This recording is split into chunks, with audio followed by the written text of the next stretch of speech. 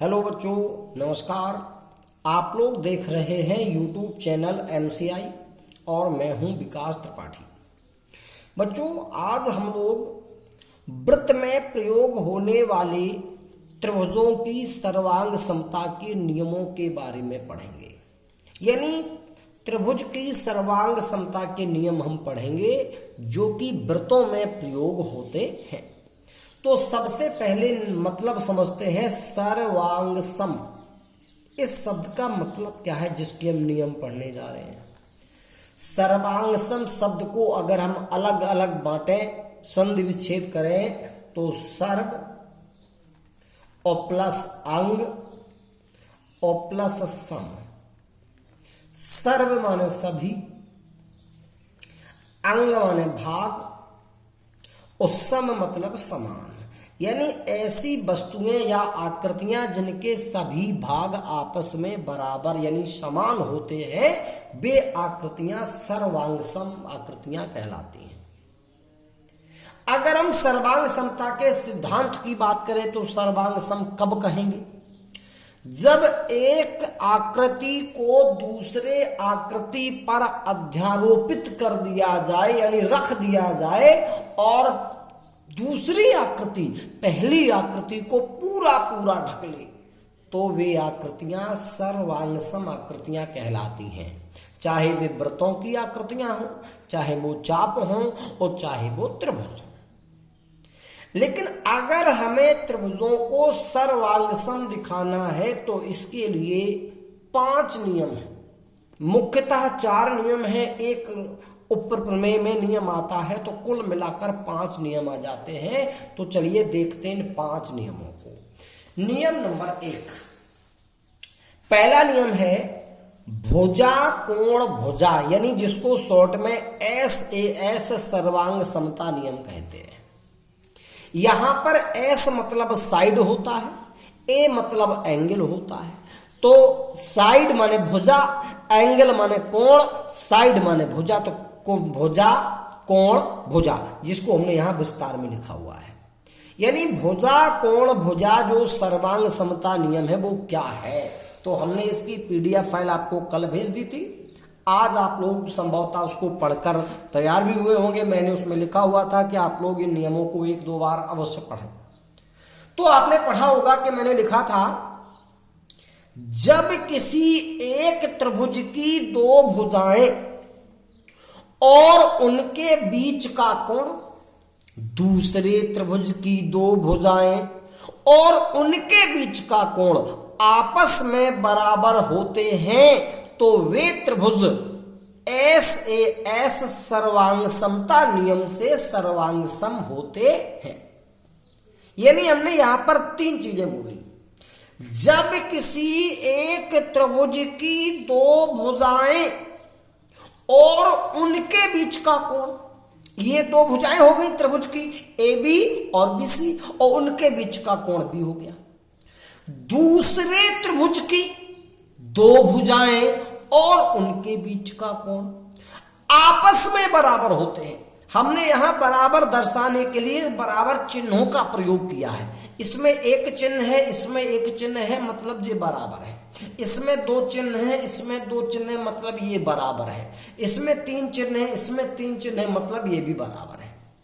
तो इस त्रिभुज की 2 भुजाएं और उनके बीच का कोण, फिर इस त्रिभुज की 2 भुजाएं और उनके बीच का कोण आपस में कैसे हैं? बराबर हैं। तो ये दोनों त्रिभुज SAS सर्वांग समता नियम से सर्वांग सम हो जाते हैं। अब हमें जानना यह है कि जो SAS नियम से त्रिभुज सर्वांग सम हो गए, तो अगर किसी प्रश्न में नियम बना तो हम हल कैसे करेंगे, लिखेंगे कैसे इस नियम को? तो सुने, सबसे पहले त्रिभुजों के नाम लिख लेंगे। त्रिभुज ABC तथा त्रिभुज PQR। ABC ये त्रिभुज था, PQR ये त्रिभुज था। तो त्रिभुज ABC तथा त्रिभुज PQR में हमने देखा कि AB बराबर PQ थी, तो ए बी बराबर पी क्यू। हमें ध्यान रहे नियम है एस ए एस, माने पहले साइड फिर एंगल फिर साइड। तो पहले हम साइड को ही लिखेंगे, भुजा को लिखेंगे, तो हमने पहले भुजा को लिखा। लेकिन अब नंबर आ गया एंगल का, तो हमने पहले भुजा लिख ली इसकी ए बी, इसकी पी क्यू बराबर थी। अब इसका कोण बी और इसका कोण क्यू, तो कोण बी बराबर कोण क्यू। अब नंबर फिर से साइड का आ गया। अब जो दूसरी साइड है वो BC और QR बराबर है, तो BC बराबर QR। अब हमने देखा कि साइड फिर एंगल फिर साइड, यानी SAS सर्वांग समता नियम से ये त्रिभुज सर्वांग सम हो गए, तो लिख दिया। इसलिए SAS सर्वांग समता नियम से त्रिभुज ABC सर्वांग सम त्रिभुज PQR है। हमने वहां चापों को सर्वांग सम दिखाने में इस प्रतीक का प्रयोग किया था, ये सर्वांग समता का प्रतीक है। तो त्रिभुज ABC और त्रिभुज PQR सर्वांग सम हो गए। अब एक और बड़ी बात आती है, बड़ी बात यह आती है कि अगर त्रिभुज सर्वांगसम हो गए तो हम इसका उपयोग कहां करेंगे, कैसे? तो सुने ध्यान से। अगर दो त्रिभुज सर्वांगसम हैं तो उनके संगत भाग आपस में बराबर होते हैं। हम कह सकते हैं सर्वांगसम त्रिभुजों के संगत भाग आपस में बराबर होते हैं, आपस में बराबर होते हैं। ये बड़ा महत्वपूर्ण नियम हम लोग पढ़ रहे हैं। सर्वांगसम त्रिभुजों के संगत भाग आपस में बराबर होते हैं। संगत भाग में दो चीजें आ जाएंगी, संगत कोण और संगत भुजाएं। एक तो संगत कोण आएंगे, दूसरा संगत भुजाएं आएंगी।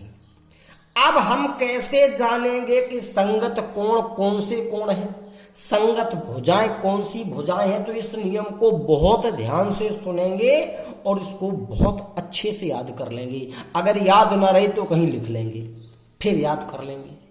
क्या संगत कोणों का पता कैसे चलेगा?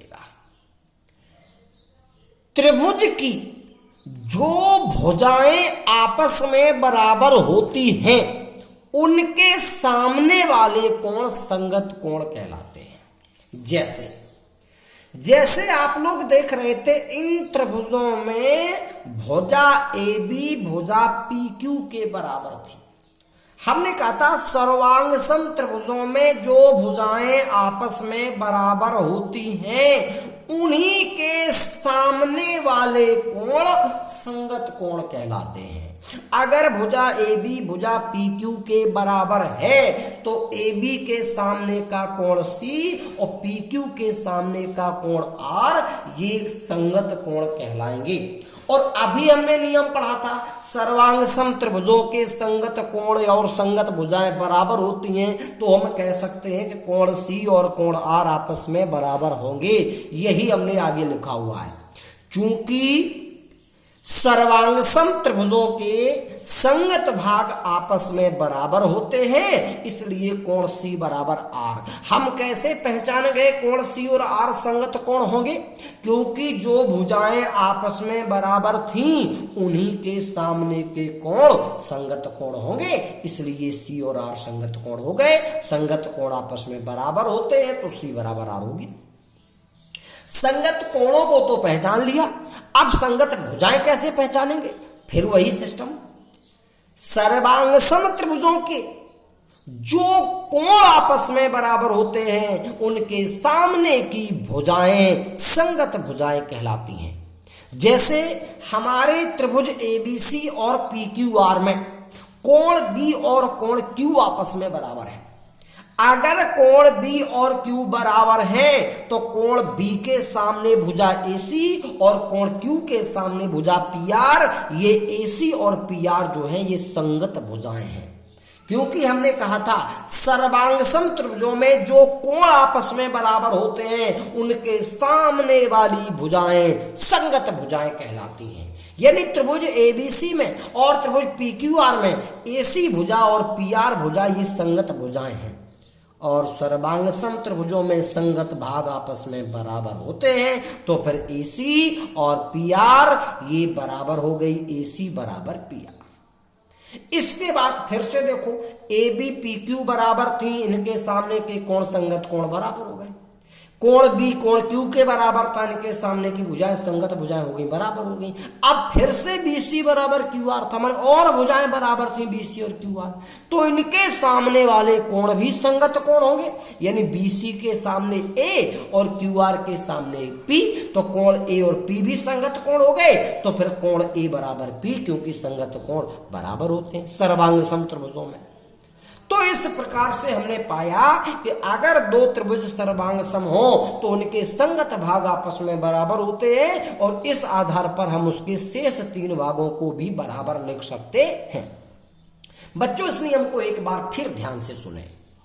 यदि दो त्रिभुज सर्वांग सम हो तो उनके संगत भाग आपस में बराबर होते हैं। अब संगत भाग कैसे पता चलेंगे? तो जो भुजाएं आपस में बराबर हो उनके सामने वाले कोण संगत कोण कहलाएंगे, जो कोण आपस में बराबर हो उनके सामने वाली भुजाएं संगत भुजाएं कहलाएंगी। इस बात का ध्यान रखना है। यहां पर हमने यही नियम प्रयोग किया। जब ये त्रिभुज सर्वांग सम हो गए तो हमने सबसे पहले देखा ए बी बराबर पी क्यू था, माने ये भुजाएं बराबर थी, तो इन्हीं के सामने के कोण सी और आर हैं, तो ये संगत कोण हुए, बराबर हो गए। इसके बाद कोण बी बराबर क्यू था, चूंकि ये कोण बराबर है तो इनके सामने की भुजाएं संगत भुजाएं होंगी, तो बी के सामने एसी और क्यू के सामने पी आर, तो ये संगत भुजाएं हो गई, बराबर होंगी। फिर बीसी बराबर क्यू आर था, ये भुजाएं बराबर है तो इनके सामने के कोण संगत कोण होंगे, संगत कोण बराबर होंगे, तो बीसी के सामने ए और क्यू आर के सामने पी, तो कोण ए बराबर पी हो गया। तो बच्चों ये था सर्वांग समता का पहला नियम, भुजा कोण भुजा, यानी एस ए एस सर्वांग समता नियम। अब देखते हैं बच्चों इसका दूसरा नियम। दूसरा नियम है कोण भुजा कोण, यानी ए एस ए सर्वांग समता नियम।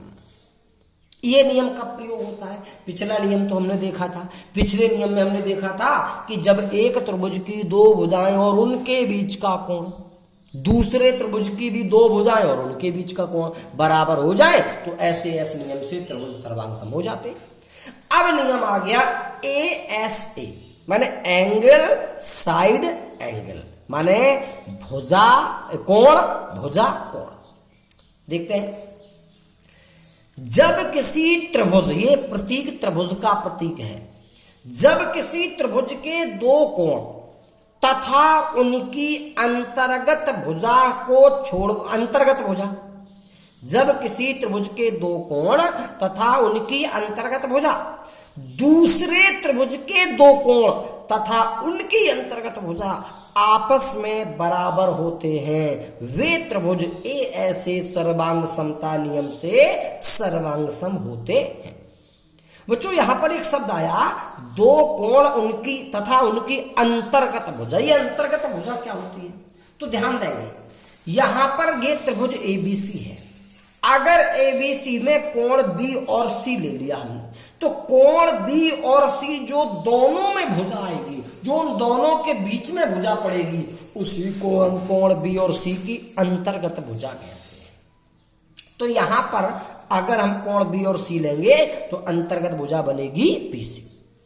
तो हमने नियम पढ़ा कि जब किसी एक त्रिभुज में 2 कोण और उनकी अंतर्गत भुजा दूसरे त्रिभुज के 2 कोण और उनकी अंतर्गत भुजा आपस में बराबर होते हैं, तो वे त्रिभुज ए एस ए सर्वांग समता नियम से सर्वांग सम होते हैं। हमने देखा कि त्रिभुज एबीसी में कोण बी इस त्रिभुज पी क्यू आर के कोण क्यू के बराबर है, ये हमने चिन्ह बराबर के लगा रखे हैं। कोण सी कोण आर के बराबर है और इनकी अंतर्गत भुजाएं बी सी और क्यू आर भी बराबर हैं, तो ये त्रिभुज ए एस ए सर्वांग समता नियम से सर्वांग सम हो जाएंगे। अब फिर वही बात, हम इसको लिखेंगे कैसे, तो सुने, त्रिभुज एबीसी तथा त्रिभुज पीक्यूआर में नियम का नाम है ए एस ए।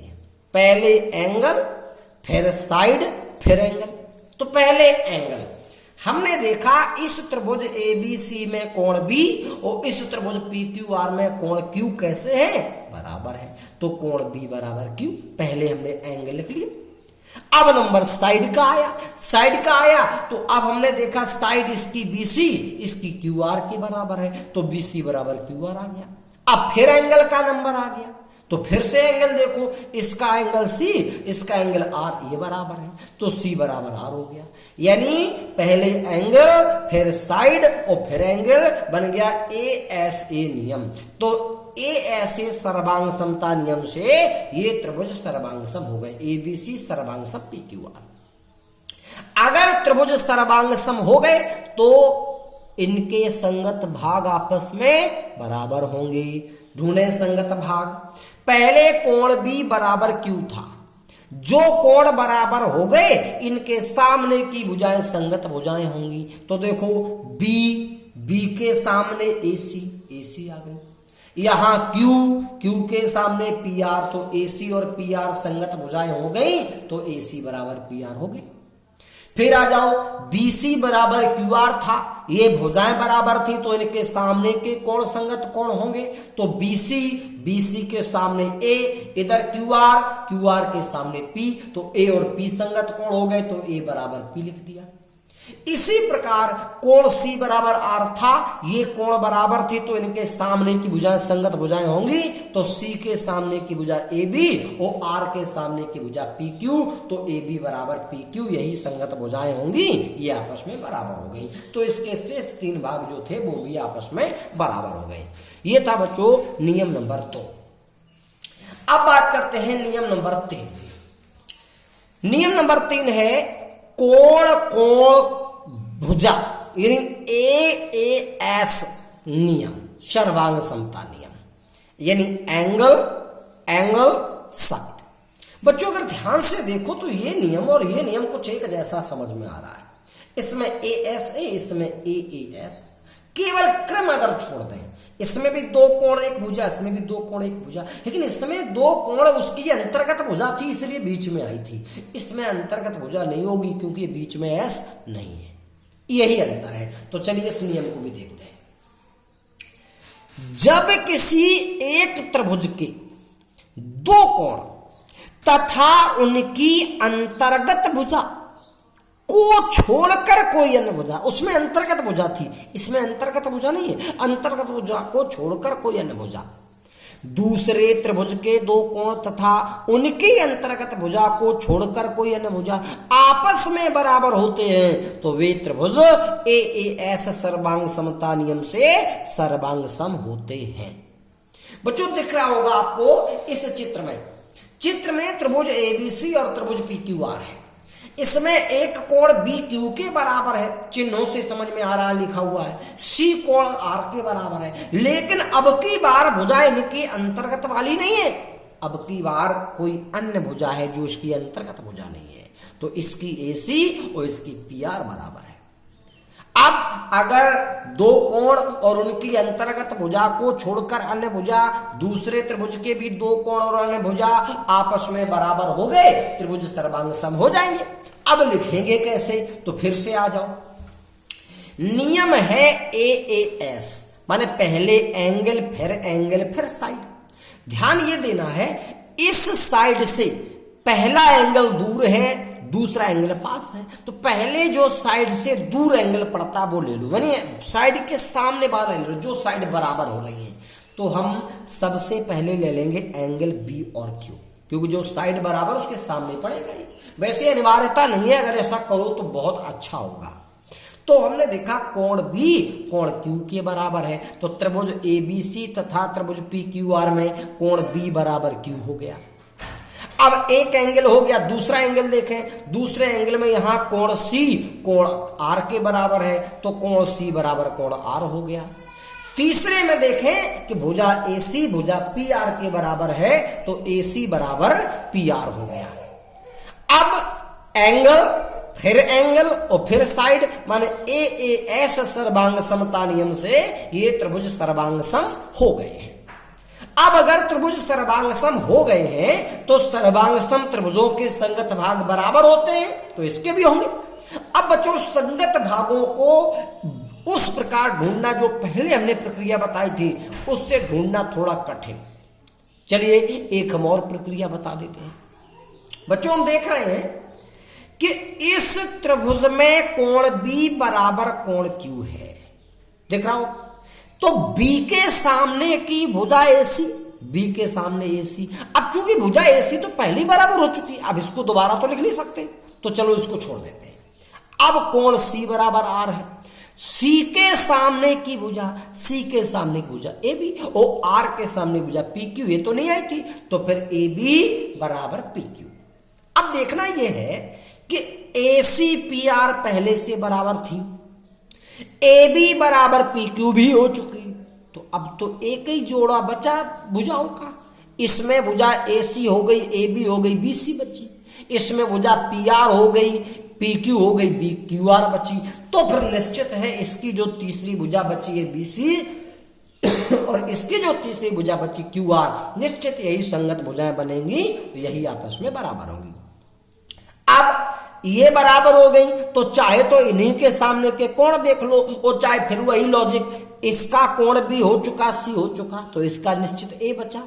इसका कोण Q हो चुका, R हो चुका, इसका कोण P बचा, तो फिर कोण A बराबर P हो गया। ये आपके संगत भाग थे, ये बराबर हो गए। ये था आपका नियम नंबर 3।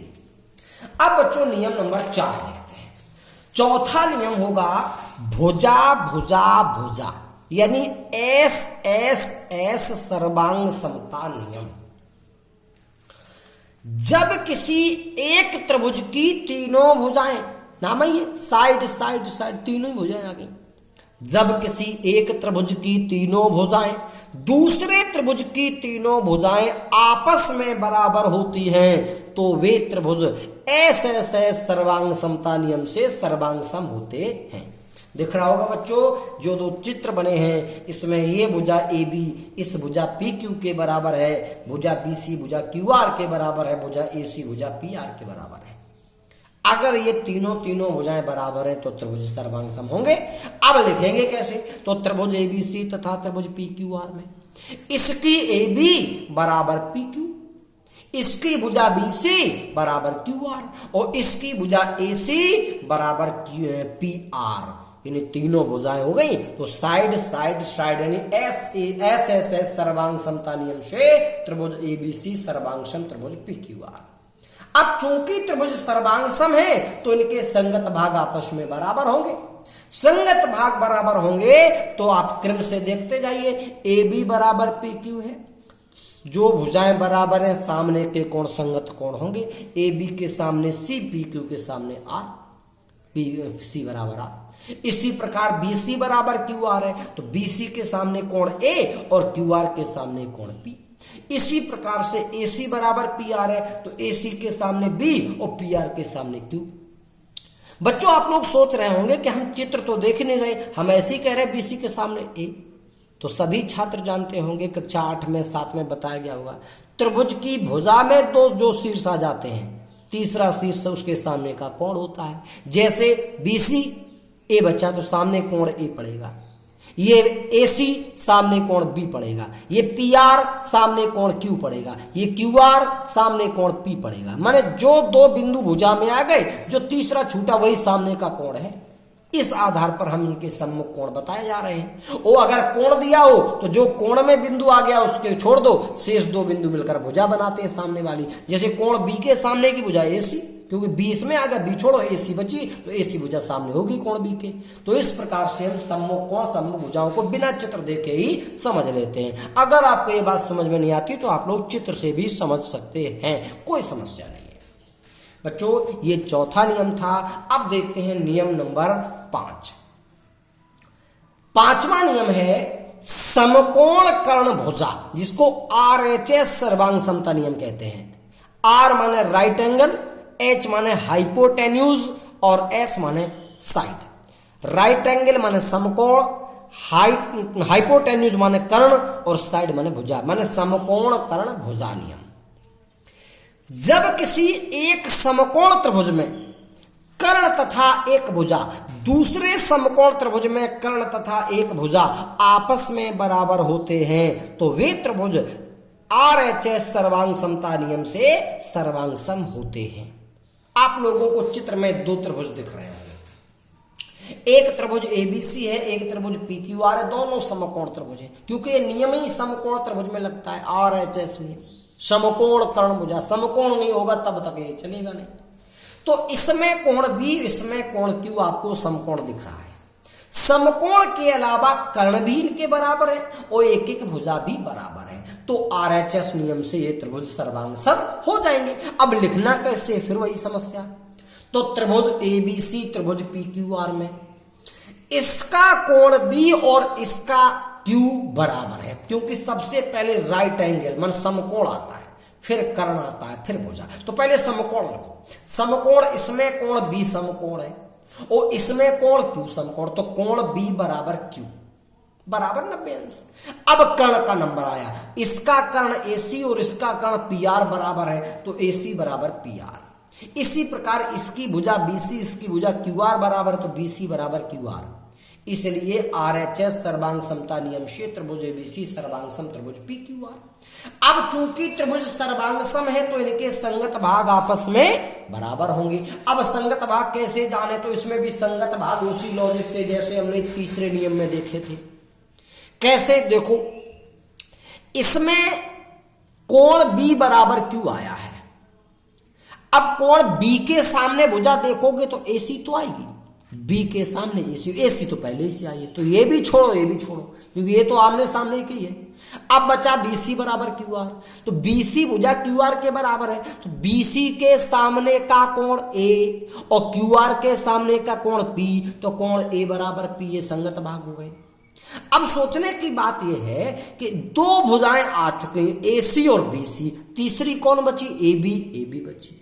इसमें भी दो आ गई PR QR, कौन बची, PQ बची। तो फिर AB और PQ ही बराबर होंगी, यही संगत भुजाएं होंगी। अब चाहे इनके सामने के कोण देख लो, AB के सामने C, PQ के सामने R, और चाहे वही लॉजिक, कोण B आ चुका, कोण B आ चुका, कोण A आ चुका, अब का बचा C बचा, तो C आ गया। इसी प्रकार कोण Q हो चुका, क्यों कोण P हो चुका, R बचा तो कोण R हो गया। ये आपस में संगत होंगे, यही आपस में बराबर होंगे। बच्चों ये था 5वां नियम, समकोण कर्ण भुजा सर्वांग समता नियम। बच्चों ये नियम ज्यामिति में बहुत ही कठिन नियम माने जाते हैं, क्योंकि छात्र जब इनकी प्रैक्टिस नहीं करते तो ये नियम उनको नहीं आते। इस वीडियो को अगर आप लोग कम से कम 3 या 4 बार लगातार देखेंगे तो आपको ये नियम बहुत अच्छे से आ जाएंगे, और अगर आप एक बार वीडियो देखकर दोबारा नहीं देखेंगे तो ये नियम आपको पूरे आ जाएं, इसकी कोई गारंटी नहीं है, बिल्कुल भी नहीं आएंगे। कम से कम 3 या 4 बार लगातार टाइम निकालकर इस वीडियो को देखें तो आपको सर्वांग समता के 5 नियम बहुत अच्छे से आ जाएंगे। फिर भी अगर कोई समस्या रह जाए तो आप लोग हमारे पर्सनल व्हाट्सएप नंबर पर संपर्क कर सकते हैं। नंबर आपको मैसेज में ही मिल जाएगा, आप लोग संपर्क कर सकते हैं। बच्चों ये सारे नियम अगर बहुत अच्छे से पढ़ लोगे तो पूरा व्रत चैप्टर आपको सरल लगेगा, क्योंकि इन नियमों का बहुत ही इसमें प्रयोग होना है। इसलिए इस वीडियो को कम से कम 3 या 4 बार जरूर देखें, और व्रत से संबंधित जो हमने परिभाषाएं लिखाई थी, ये जो नियम लिखाए हैं, इन सबको आप लोग बहुत अच्छे से याद कर लें, जिससे आपको व्रत चैप्टर पढ़ने में किसी भी प्रकार की कोई समस्या ना हो। धन्यवाद।